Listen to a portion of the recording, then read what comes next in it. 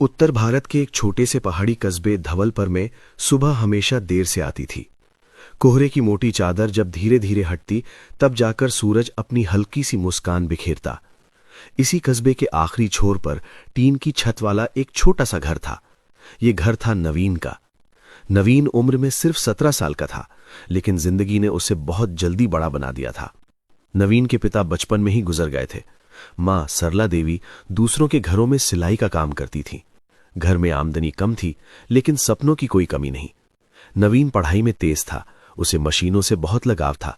जब भी कहीं कोई टूटी चीज दिखती, वो उसे खोल कर देखने लगता।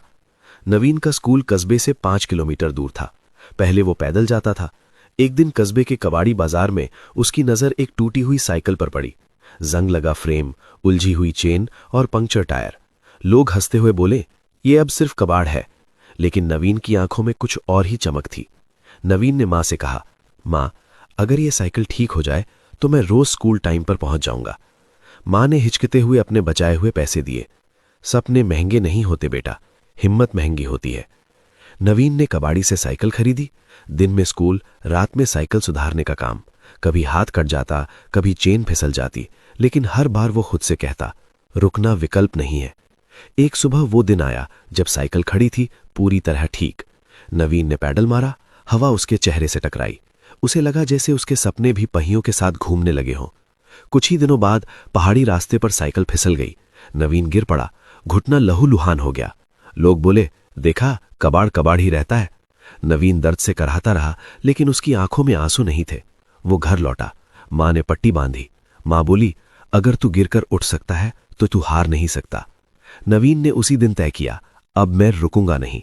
नवीन ने साइकिल को और मजबूत किया, खुद ब्रेक सिस्टम बदला, रात रात भर पढ़ाई और प्रयोग करता रहा। धीरे धीरे लोग उसकी सलाह लेने लगे, ये कैसे ठीक होगा।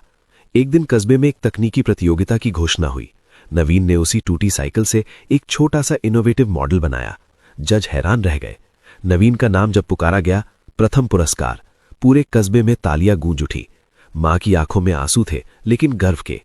उसी प्रतियोगिता से नवीन को स्कॉलरशिप मिली। वो बड़े शहर के कॉलेज में गया, लेकिन उसने अपनी साइकिल को कभी नहीं छोड़ा। सालों बाद नवीन एक सफल इंजीनियर बन चुका था। वो वापस धवलपुर आया, उसी कबाड़ी बाजार में जहां से सपना शुरू हुआ था।